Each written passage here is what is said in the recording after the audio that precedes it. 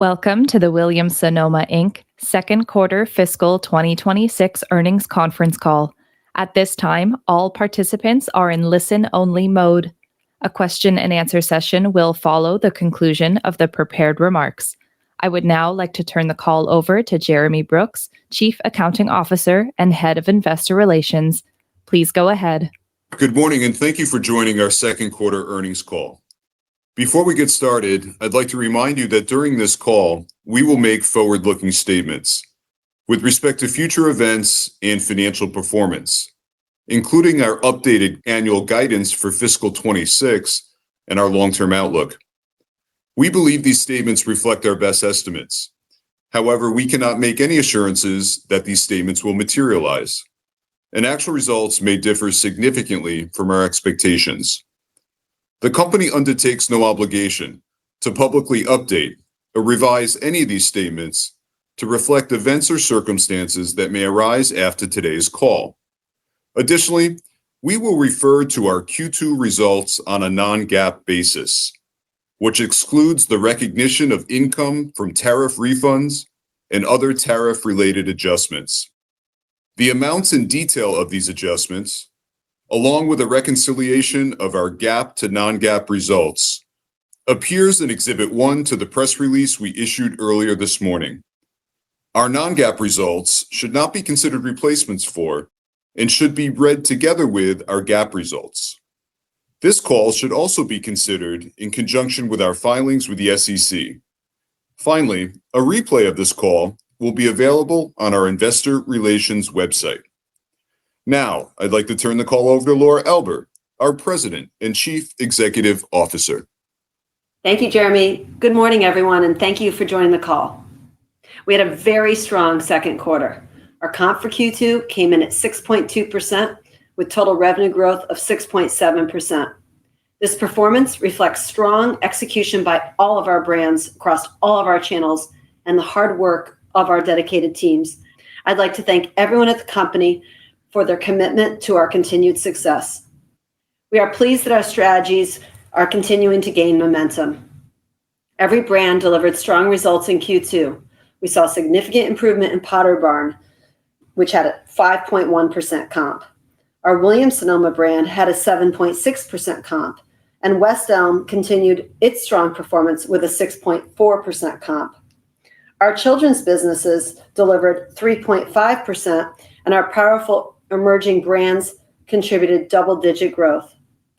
And B2B grew 14.5% in Q2 with record-breaking demand in the quarter. As you can tell, these results were broad-based. We had strength in both DTC and retail and positive comps in both furniture and non-furniture, with an even stronger furniture comp than in Q1. Newness and innovation delivered, supported by our product pipeline strategy. Collaborations were again a key contributor, and as a result, we gained market share in the quarter and we continue to outperform the industry. Our strategies are driving our success, and they continue to differentiate us from the competition.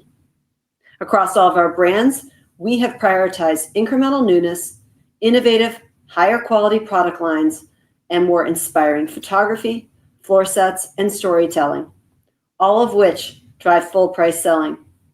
In terms of profitability, we delivered an operating margin of 17.3%. Earnings per share were $2.10. We delivered this profitability while continuing to manage through a volatile environment, which includes war, ever-changing tariffs, rising interest rates, and broader macro uncertainty. We continue to compound results quarter after quarter, despite the stagnant housing market and the other uncertain macroeconomic events of today. We believe our strong brands, our execution, and our focus on customer service is why we are delivering and why we will continue to deliver in the balance of 2026 and over the long term. We have always been known for our high-touch customer service model, and we're excited that technology that we are using can take it to the next level. We are improving the customer journey, we are strengthening product discovery, and we are scaling personalization. We're also continuing to advance our design tools and improve the checkout experience to drive conversion. And we have recently launched our next AI-powered shopping assistant, Otto, across the Potter Barn family. Otto begins to bring the agentic discovery experience we're building with Williams-Sonoma's Olive to the furniture brands.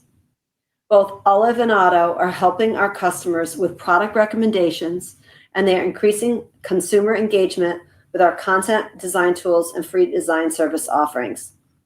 AI is an accelerator to our strategy and our productivity. We're using it to drive sales, improve service, and make our teams more effective. So many aspects of our tactile and taste-driven business cannot be replaced by AI, but our processes can certainly be enhanced by it, especially in supply chain and inventory management, and therefore customer service. On the supply chain front, we are pleased to see improvements in our metrics. Our transportation team has done a very good job at mitigating increasing supply chain costs.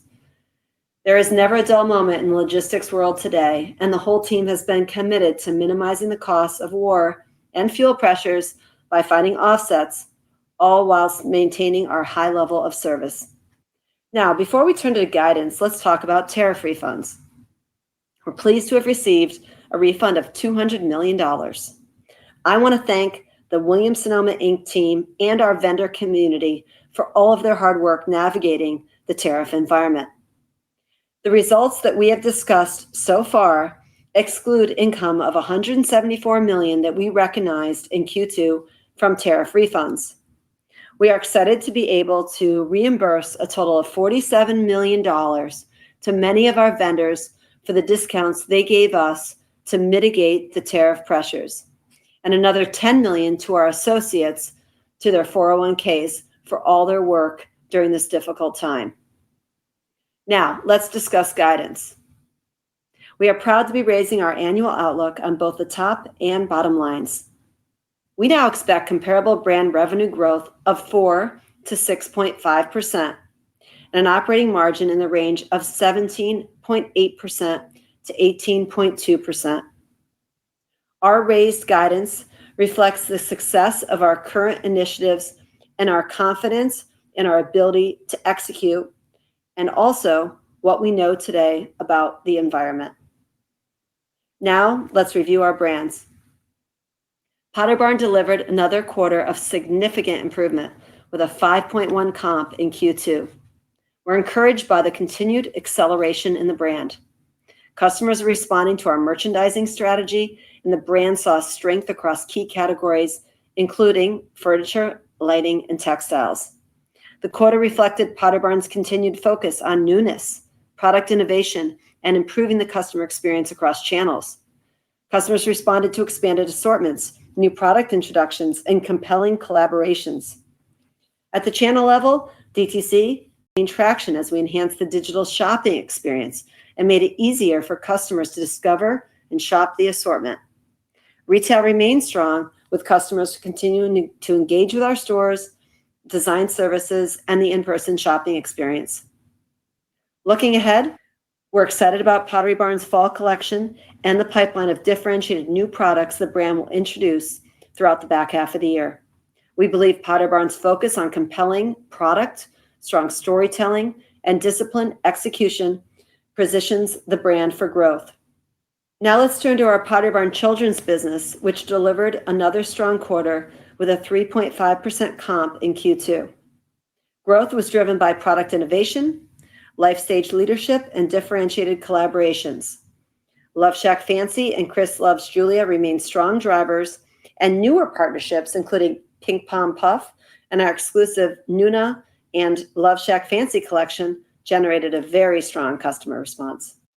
The brand also saw continued momentum in baby, supported by product innovation and expanded nursery assortments. Across categories, furniture built on its momentum from earlier in the year, and textiles delivered continued strength. In Dorm, the customer response has also been strong, with complete room solutions, exclusive collaborations, and enhanced shopping experience. And we are very pleased with our relaunch of Dormify. This new brand is extending our reach with differentiated, functional, style-driven solutions. Now let's review West Elm. West Elm delivered a positive 6.4% comp in quarter two. The brand continued to make progress across product, brand heat, and channel excellence, and the results are compounding. New introductions in both furniture and non-furniture fueled growth, with summer and fall newness each delivering double-digit comps. The strength of newness combined with promotional discipline drove full-price selling. And this strong performance was broad-based across both retail and direct-to-customer. Collaborations continue to be a big part of the West Elm strategy. In Q2, West Elm launched its second Pearson Ward collection with an expanded assortment following the success of last year's debut. Strategic marketing targeted both repeat and new customers, drove higher social engagement, and earned strong press coverage. The Emma Chamberlain collection also continues to be one of the brand's most successful collaborations, exceeding expectations and attracting younger customers. Overall, we are thrilled with the momentum at West Elm. The brand is executing, and we feel good about the opportunity to build on this progress. Now let's review the Williams-Sonoma brand. Williams-Sonoma continued its strong performance, delivering a 7.6% comp in Q2. The brand saw strength throughout the assortment across categories and price points. Our summer assortment was strong with exciting exclusive collaborations, including Erin Sanderson and the newly launched collaboration with Hill House for both Williams-Sonoma and Williams-Sonoma Home. Beyond product, our team remains committed to bringing the Williams-Sonoma brand to life through experiences that deepen customer engagement and extend our reach. We continue to engage customers through culinary events, book signings, and our Skills Series classes, all of which create meaningful ways for customers to experience our brands and our products in person. Q2 also marked the launch of our 2026 No Kid Hungry campaign, featuring celebrity-designed spatulas from Cher, Shania Twain, and leading food creators. The annual campaign increases awareness of childhood hunger in America, and together, our customers, vendors, and associates have helped us raise almost $23 million in support of the cause from its inception of the program in 2010. The Williams-Sonoma brand continues to demonstrate its strength and relevance with sustained momentum across the business. Through differentiated and exclusive products, compelling collaborations, engaging brand experience, and continued investment in stores and marketing, we are creating more reasons for customers to shop with Williams-Sonoma than ever before. Now I'd like to update you on B2B. B2B had another record-breaking quarter, growing 14.5%, with strength in both contract and trade. The team had an active quarter, participating in many new marketing events and trade shows. We continue to expand into underserved but high-growth markets, including cruise ships, senior living, and student housing. Notable projects that closed during the quarter included the Virgin Hotel in New York City, Signature Aviation's Miami Executive Airport, the Hardin House at the University of Texas at Austin, Napa's Carneros Inn, and a strong group of multifamily apartment and restaurant projects throughout the country. We're encouraged by the strength of our project pipeline across industry segments and remain confident in the momentum our B2B team is building as we head into the second half of the year. Now I'd like to update you on our emerging brands. Let's start with Rejuvenation. Rejuvenation delivered another outstanding quarter with a double-digit comp and strong profitability. We saw continued strength across project-led categories, including cabinet hardware, bath, lighting, utility, and mirrors. Customer acquisition accelerated, and we had strong engagement from both consumer and trade customers, and we saw continued momentum across DTC and retail. High quality and product innovation continues to differentiate this brand. Cabinet hardware, bath, and lighting all reached record levels in the quarter, with customers responding to innovative finishes, expanded assortments, and design-forward collections across the home.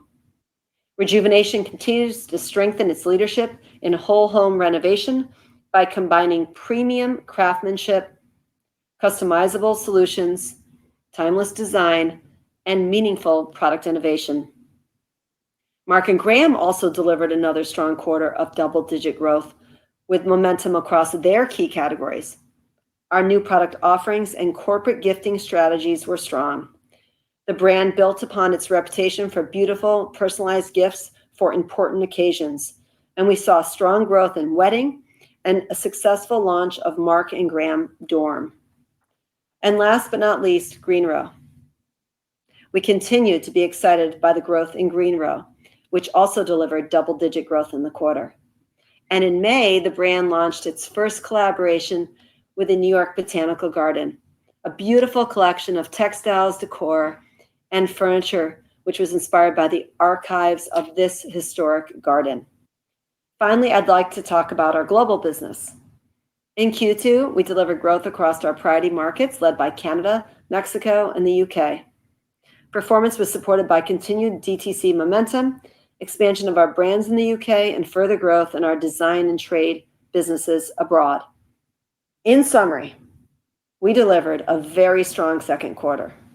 We drove strong top-line growth, including 6.2 comp, and total revenue growth of 6.7%, with every brand positive comping. We gained market share, and we continued to outperform the industry. We delivered operating margin ahead of expectations while managing through a volatile environment. And finally, we raised our annual outlook. This quarter reflected the power of our strategy and execution. We saw strength across brands, channels, furniture, and non-furniture, B2B, and emerging brands.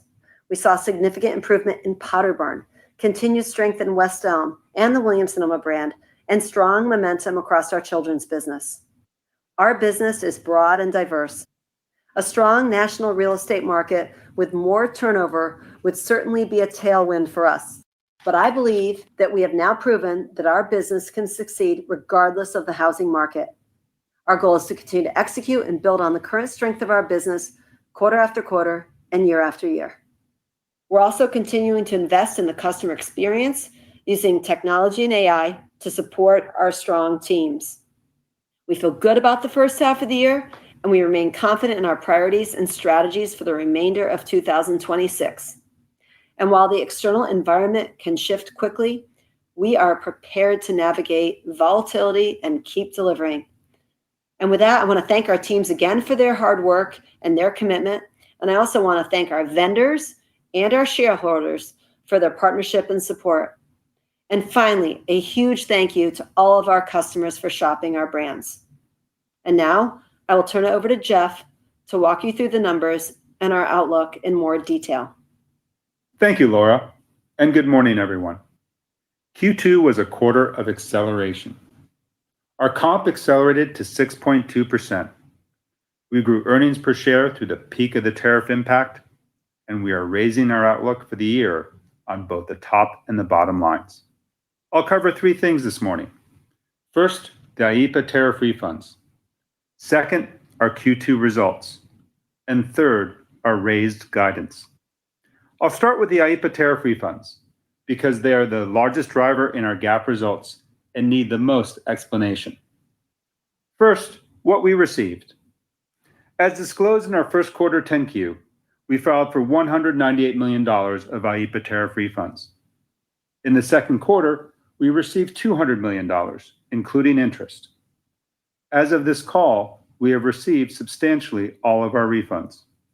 Second, when ran through the income statement this quarter, we recognized $174 million into income. $168 million of that was recorded as a reduction in cost of goods sold, and $6 million was booked as interest income. Against that, we're using $47 million to reimburse many of our vendor partners for discounts they gave us to mitigate the IEEPA tariffs.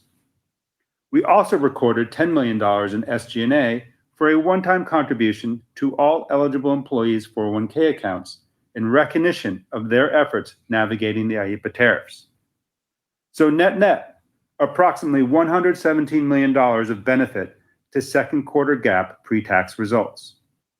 Third, what is still to come? An unrecognized benefit of $29 million was recorded as a reduction of inventory on the balance sheet and will flow through gross margin in the third quarter as the related inventory is sold. Finally, the presentation in our financial statements. These refunds are one-time and material. so we have excluded them from our second quarter non-GAAP results, and we plan to do the same in the third quarter. That will give investors a clean, comparable view of the operating business across fiscal 25, 26, and 27. The full GAAP to non-GAAP reconciliation is in our press release. The second quarter operating results and guidance I discussed from here are all on a non-GAAP basis. Turning now to our second quarter results. Second quarter net revenues were $1.96 billion, up 6.7% year over year. Comparable brand revenue accelerated to 6.2% from 4.8% in the first quarter. The growth was broad-based. Furniture led the quarter, and both furniture and non-furniture posted positive comps. All brands posted positive comps, including double-digit comps across all our emerging brands, as well as business to business. By channel, e-commerce comped up 6.5% and retail up 5.5%. Here's the thing I would highlight. The home furnishings industry was essentially flat in the quarter, so effectively all our growth was market share gain. And we took that share while increasing our penetration of full price selling. We are driving growth and market share gains without discounting. Moving down the income statement, Q2 gross margin was 45.5%, down approximately 160 basis points versus last year. Merchandise margins declined approximately 230 basis points as tariffs impacted our weighted average cost of goods sold. As we've guided, Q2 was the peak of the tariff impact on our gross margin. From here, we expect the pressure to moderate. Offsetting this tariff pressure were 70 basis points of supply chain efficiencies and occupancy leverage. Supply chain efficiencies, including a lower shrink accrual, delivered approximately 30 basis points of benefit, despite the headwinds from higher fuel prices on transportation costs. And occupancy leveraged approximately 40 basis points, with our top-line growth more than offsetting a 3% increase in occupancy dollars. Overall, our gross margin landed in line with our expectations because our accelerating growth and supply chain efficiencies absorbed roughly a third of the hit from tariffs. Turning to SG&A, Q2 SG&A ran at 28.2% of revenues, approximately 100 basis points of leverage versus last year. Employment expense leveraged 120 basis points. Roughly half of that is due to our disciplined payroll management and the balance from incentive compensation. Advertising expense was 7.4% of revenues, 10 basis points higher year over year. Strong returns on our advertising spend throughout the quarter gave us confidence to continue investing, especially in more content-led channels like social, collaborations, and influencer partnerships. General expense deleveraged approximately 10 basis points. On the bottom line, operating income was $338 million, up 3% year over year, with operating margin at 17.3%. Diluted earnings per share was $2.10, up 5% year over year. I want to underline what that means. We grew operating income and we grew earnings per share through the peak quarter of tariff pressure.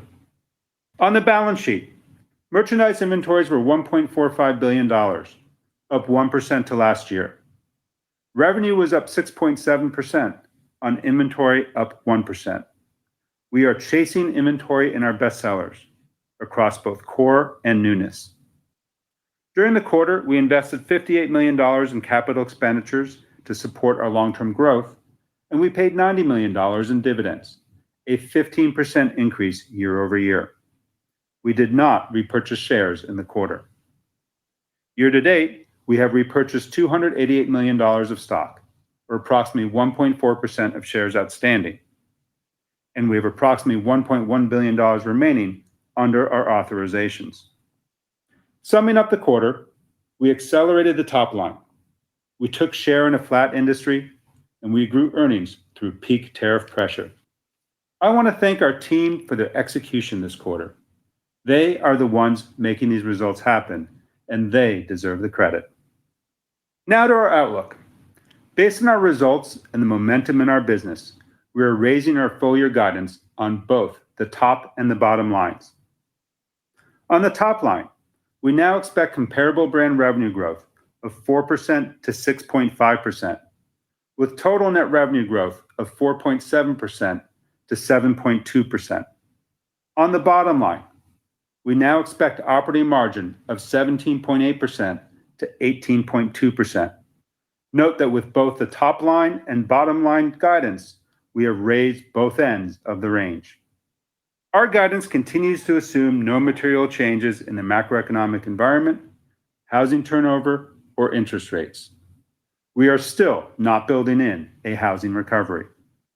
Now I'd like to update you on 3 topics related to guidance that I know are top of mind: tariffs, oil, and the IEEPA refunds. First, tariffs. Our guidance reflects all tariffs in place as of this call: the Section 232 tariffs, the existing Section 301 tariffs, the new Section 301 tariffs announced on July 23rd, and the latest round of tariffs between Canada and the US. As I said earlier, Q2 was the peak. We continue to expect the impact to moderate across the back half as we begin to comp the tariffs we paid last year. Second, oil. Higher oil prices continue to pressure transportation and supplier costs.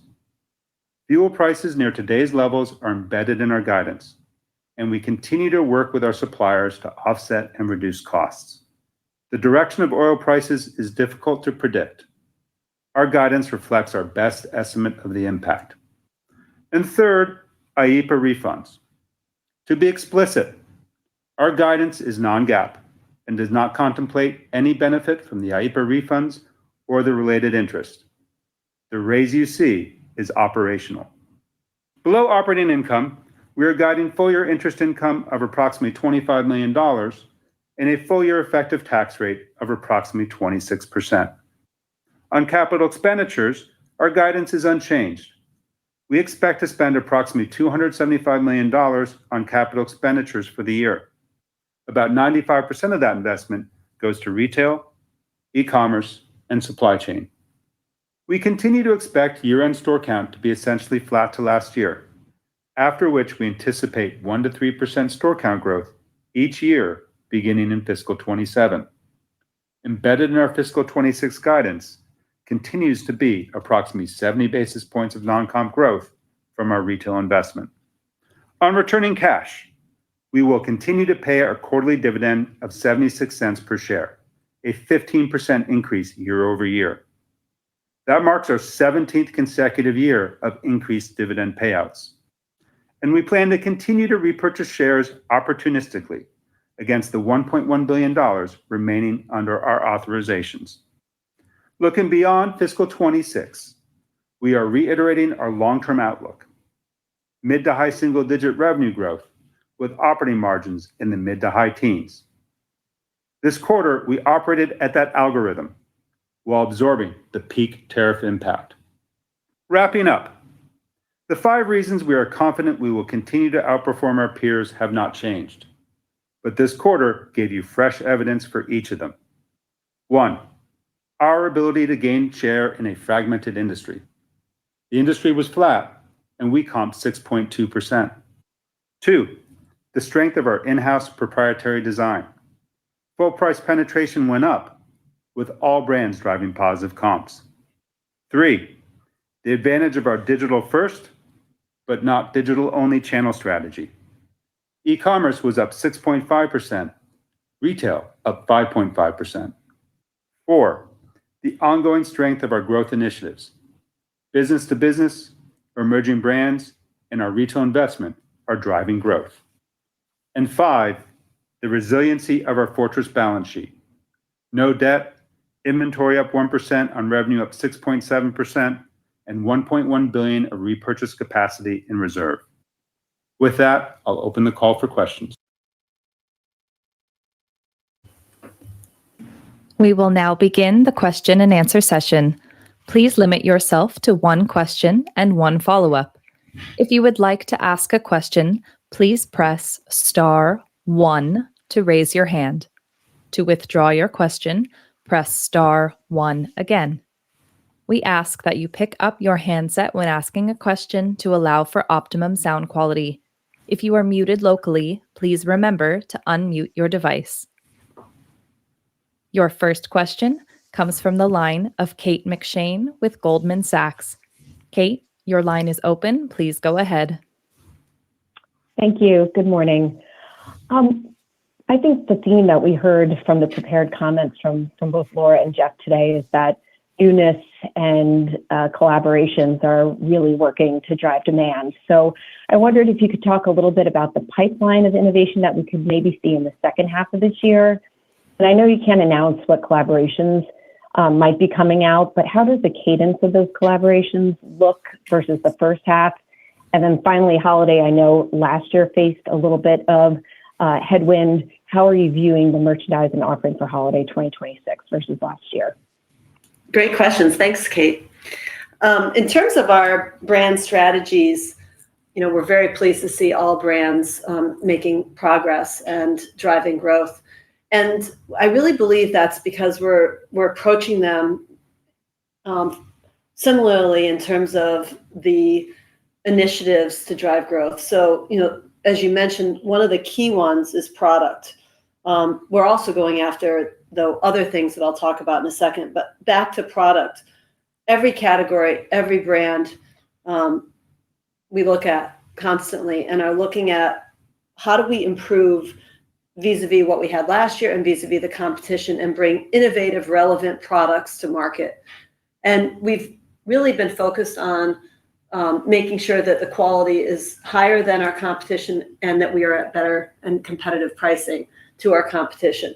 And that also is, part of the strategy that we've been firing on all year and that has been working. But in terms of specifically innovation and newness, there's still a lot of opportunity, frankly. I mean, we're happy with the numbers, but there's still a lot of categories that we think we can do a lot better in. We're very self-critical, and we can see the white space very clearly. So as much as we've done well, and we're thrilled to see the broad-based results across brands and particularly furniture coming around, there's still categories where I'm quite critical, and the teams are working hard to improve and bring even better product to market. As we look at the back half, we get after some of those categories more than we did in the front half. And then also we do have some very exciting collaborations coming that I can't talk about, as you said, but what we try to do is make sure by brand we have exciting collaborations every season. We are quite aware of what we had last year. And also, it's interesting to watch some of the names that we've had for a long time continue to outperform. And those collaborators work hard with us to bring new and exciting things to the customers that they already attracted. And in many cases with these collaborations, whether it's Emma Chamberlain or Love Shack Fancy, we tend to sell out quickly. So it becomes an opportunity with the next season to bring in and have more stock again for those customers. But the other thing that's important is that the work that we're doing on the storytelling and the channel execution is helping not only, it's not just the newness, it's the core. So the core product is being lifted by the newness strategy, but also by the channel strategies and the storytelling strategies. So we're seeing it not in just one category. We look at newness year on year. We look at, non-comp newness that was, not new this season, but new last season. We look at core, we age the core, and we call that our layer cake. And we're thrilled to see strength and improvements across the layer cake. And when you have newness like we do that's working, it's also exciting because in the home furnishings business, different than fashion business, you can really build on it. So you start to see a new trend. You run out of some of the key things that, sold quickly. And then you can continue to chase the inventory, but also develop products in the aesthetic, the new aesthetic that's working. And I'm really excited to tell everybody that we're seeing that what we bet was going to work is working, and we're excited to build on it for years to come. Thank you. Your next question comes from the line of Peter Keith with Piper Sandler.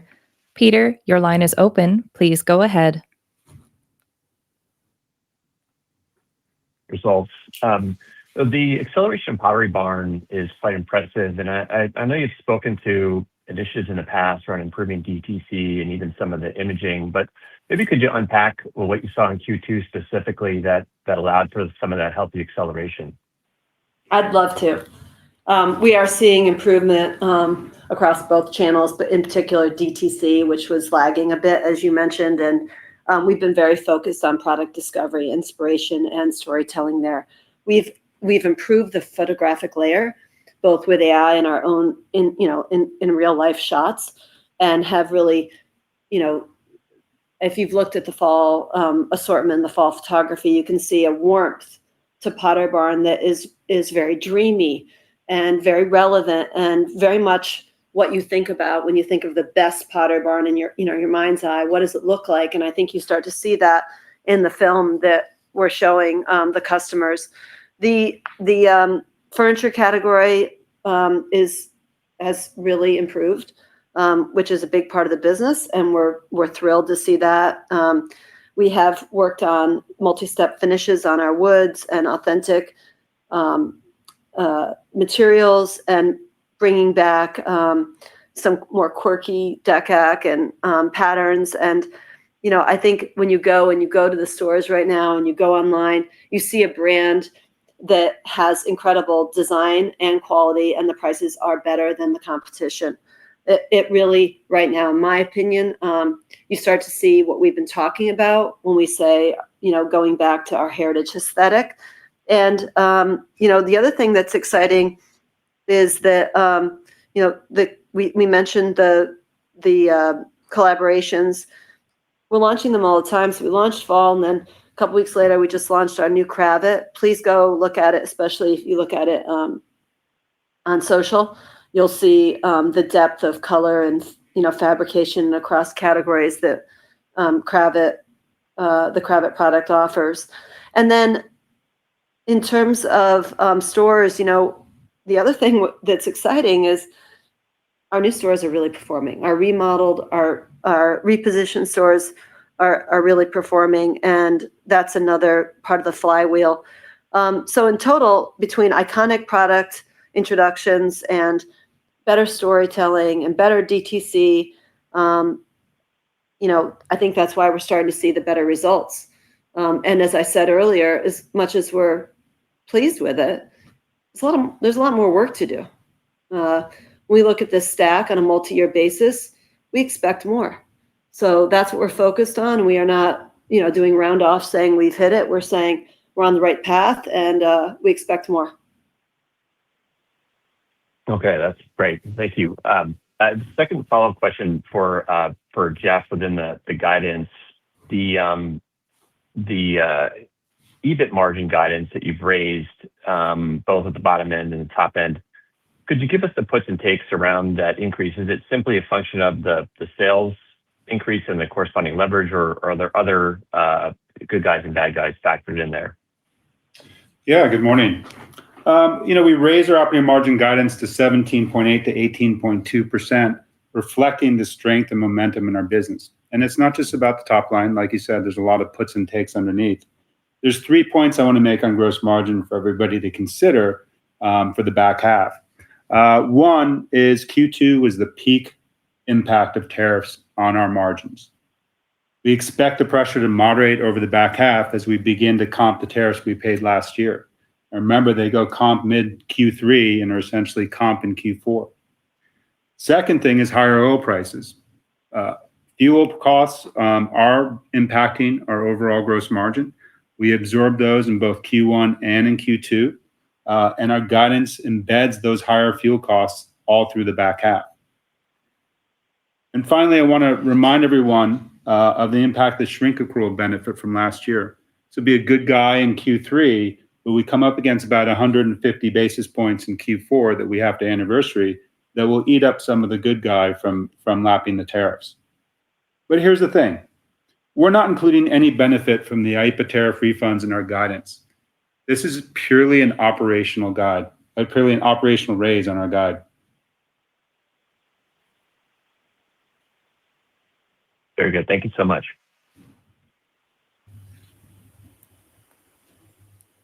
To reach as many analysts as possible, we would like to advise to limit yourself to one question only.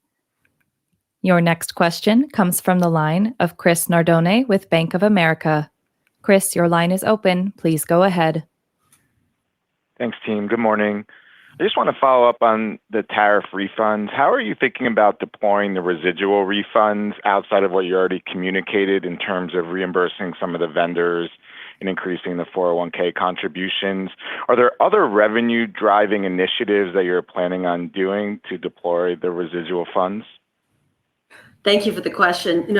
I want to say, first of all, we're so appreciative to have the money back and to be able to reward our employees with part of it.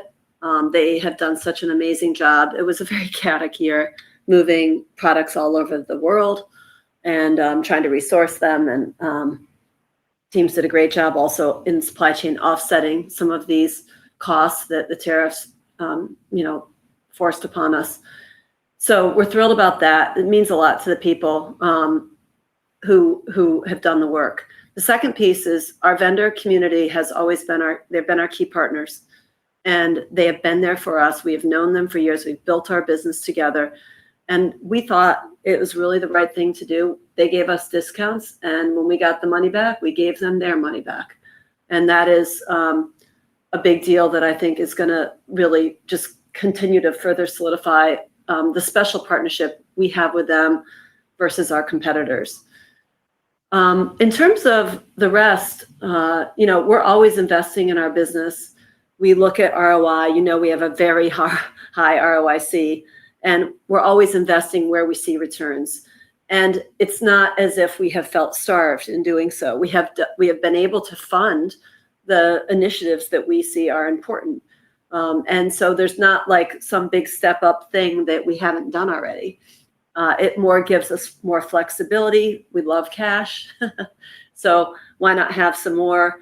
And who knows, we may decide to do something, but right now there has been no other decisions made to deploy any of it in any other way than we would normally, which is just looking at the best returning initiatives that we have to address.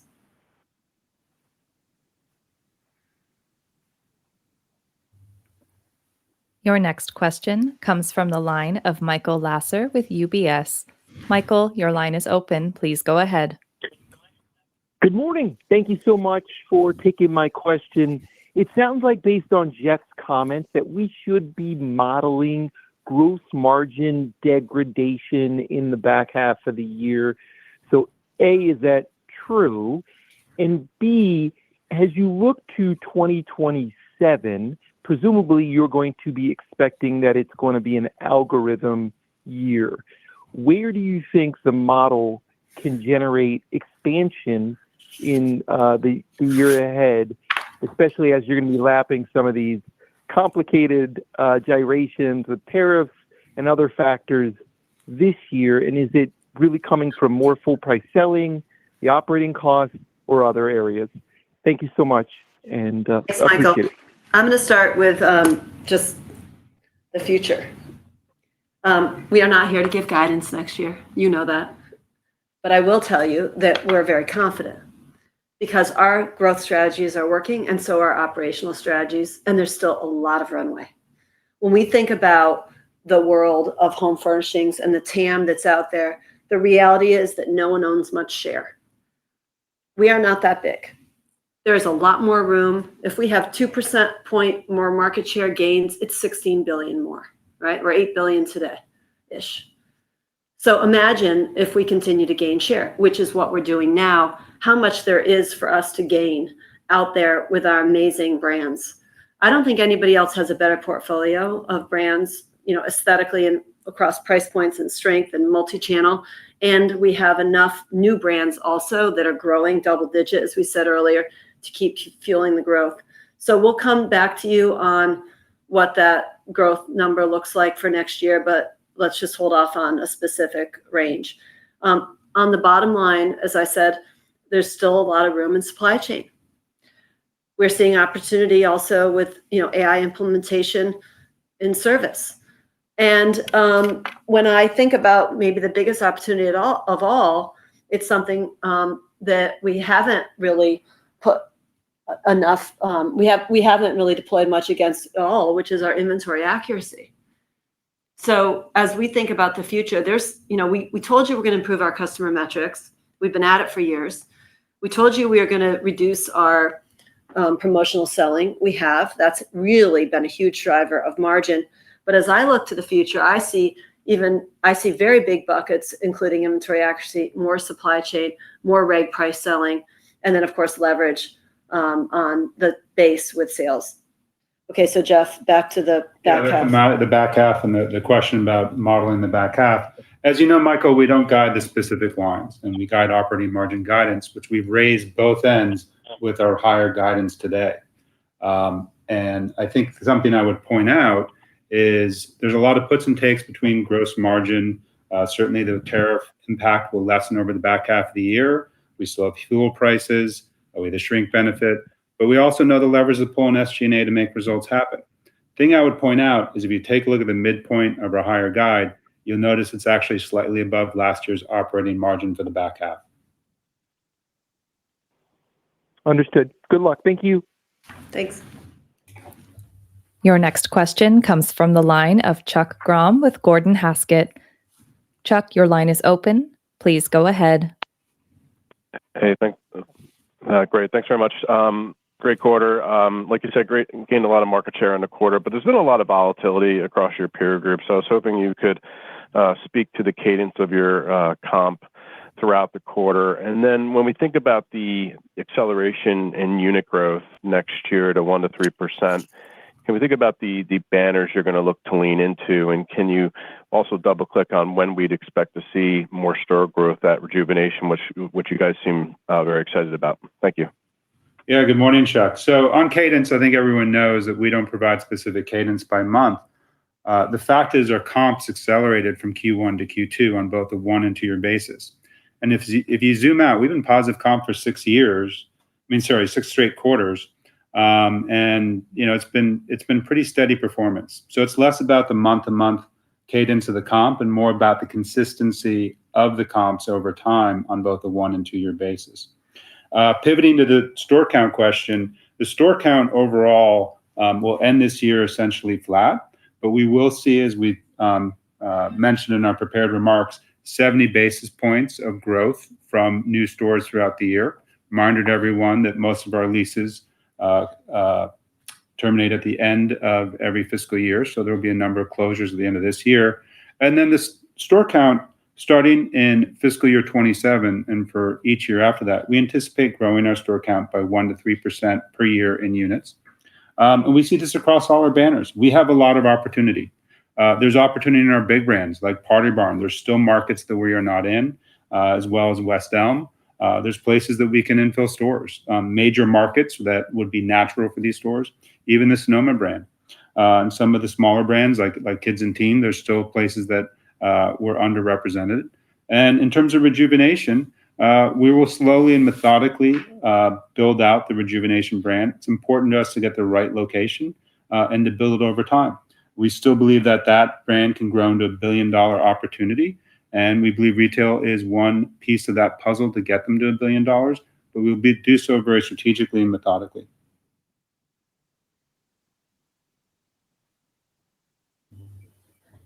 Your next question comes from the line of Jonathan Matuszewski with Jefferies. Jonathan, your line is open. Please go ahead. Oh, great. Good morning, and thanks for the time. My question was on the Sonoma banner, highest comp this quarter among the brands and also the hardest comparison. You mentioned some of the tactical things you're doing with collaborations and book signings and things like that, but maybe we could zoom out and bigger picture here. Are you seeing shifts in demand drivers for that kind of cookware industry category? And as you think about your outperformance versus the industry, any context in terms of, it being driven by new customer acquisition, or is this, higher wallet share from existing shoppers? Just, looking for more color in terms of the industry and share gains for Sonoma banner. Thanks. Yeah, thanks, Jonathan, for noticing the great results in Sonoma. Team's been really delivering really across all categories, all kitchen divisions, positive food showing some nice improvement from Q1. And then the other thing that is very small but exciting is we're finally seeing some fantastic results from Williams-Sonoma Home, meaningful results this quarter with both furniture improving, but also the littles improving, which drives customer acquisition. So in terms of product and innovation, we have a lot more exciting launches to come. We have some key launches that we're building upon, and we've had these collaborations. Hill House was great. We have Oakville Grocery. We've done some really great stuff with Le Creuset recently, and we've also been very involved with the community and showing up in places where the tastemakers are. And, one of the collaborations that I love that's not new, but has a new layer on it is Sanderson that you should look at. It's really beautiful. And so as you look across the product innovation, you see a lot of wins. And then when you look at the customer and brand initiatives, whether it was Bottle Rock or, what we did at Nantucket by Design or No Kid Hungry, we're very involved in being where our customer is and where the chefs are. And there's a lot of good vibes going with the Williams-Sonoma brand that I think you can't put a price on in terms of how people see the brand and their excitement in coming into our stores. Thank you. Your next question comes from the line of Cristina Fernandez with Telsey. Cristina, your line is open. Please go ahead. Hi, good morning, and congratulations on a good quarter. I wanted to go back to the collaborations, which seem, a big driver of market share gains, along with everything else. But is there a way you could size for us the impact of collaborations in the business? I guess how that has changed over the past couple of years or year over year, whether it's the number of collaborations you are doing or the percentage of sales, just trying to get a sense of their importance to the business and the brands. Thank you. Yeah, I would say it's the icing on the cake. It's not going to make the comp in and of itself, but it certainly it's a noticing value. It brings new customers in when done right. We get to attract their customer base because the collaborators have their own following that may not necessarily be our following. So that's good, both short-term and long-term. I mean, Emma Chamberlain, for example, has brought younger customers to the West Elm brand, which is fantastic. And not to mention, she had such great, clever product that sold at multiple price points from furniture to deck that everyone could come in and get a piece of it. And so, you see it hit on new customer acquisition. You see it be a traffic driver at a social buzz, and it is sales, but it's not, as I talked about that layer cake and the way it breaks down, it's not the bulk of the comp. It is in some businesses bigger. So in kids and teen, which have been at it the longest, they have some mega collaborations that do very well. Roller Rabbit and Love Shack Fancy and Harry Potter, which just came back. These are big, long-term developed collaborations. But the other brands are just getting going, and it's so fun also for our internal teams to be able to think about a different aesthetic for the brand or something they might not have designed. It's exactly what it sounds like it is, which is it's fun. It's fun for us, and it's fun for the customer, and it's resulting in good numbers. Your next question comes from the line of Steven Zaccone with Citi. Steven, your line is open. Please go ahead. Great. Good morning. Thanks so much for taking my question. Congrats on the strong results. Could we talk about the second half outlook a bit more? You clearly described the second quarter as an acceleration. Seems like the high end of the full year guide embeds an acceleration in the back half to get there. Maybe just talk through some of the puts and takes for the second half outlook from a sales perspective. Yeah, sure, Steve. So, we raised our top line guidance from comps of 2 to 6% to comps of 4 to 6%. We have a strong product lineup, as Laura's been talking about, exciting collaborations to drive buzz, and a lot of momentum in our growth initiatives. And as you know, we don't guide the specific quarters. I would just point to the framework, as I usually do. The midpoint of our range reflects a continuation of our current 1 and 2 year trends. The high point of the range reflects some continued acceleration in those trends, driven by strong traction in our initiatives. And if we have a really strong holiday, we would wind up there. A low end of the guide contemplates just less traction in our initiatives and maybe a softer holiday. But overall, I think the punchline is our business is strong. It accelerated from Q1 to Q2. And as a result, we've raised our guide.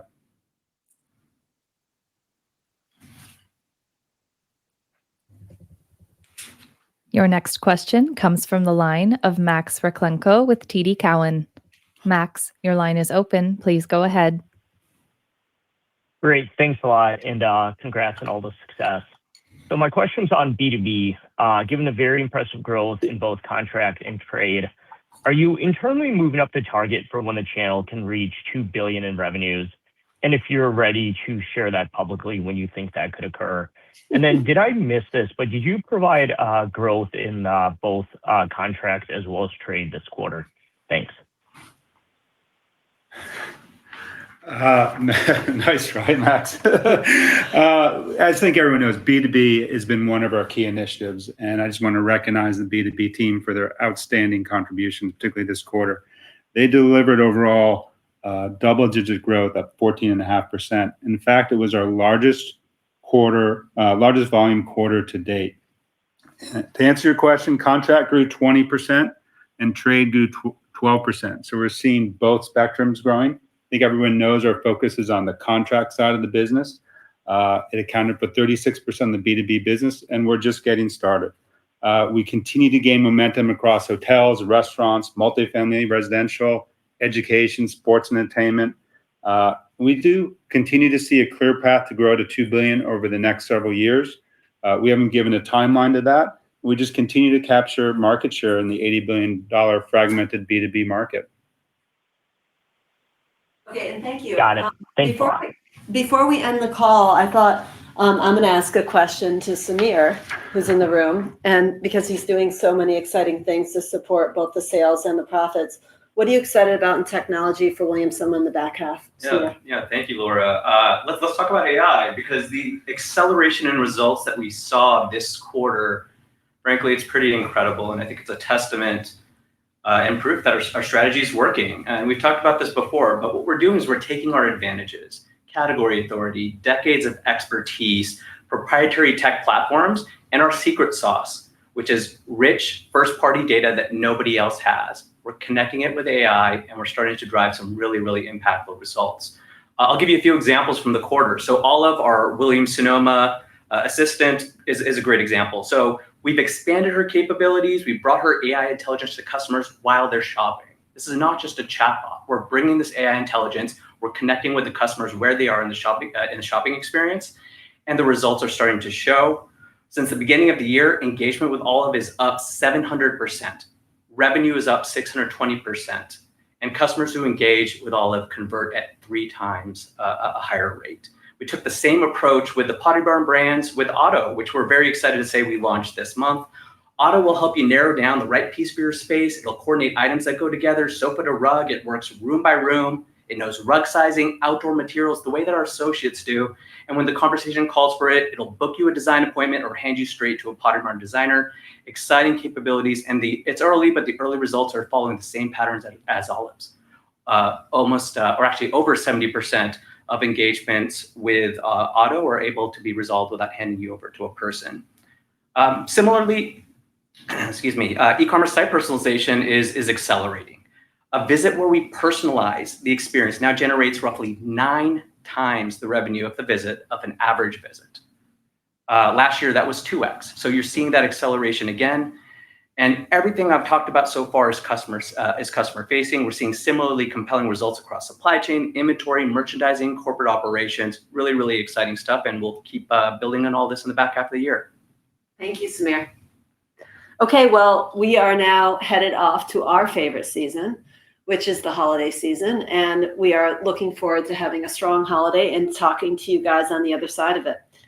Thank you so much for your continued support. It means the world to us. And please go shop our stores. This concludes today's call. Thank you for attending. You may now disconnect.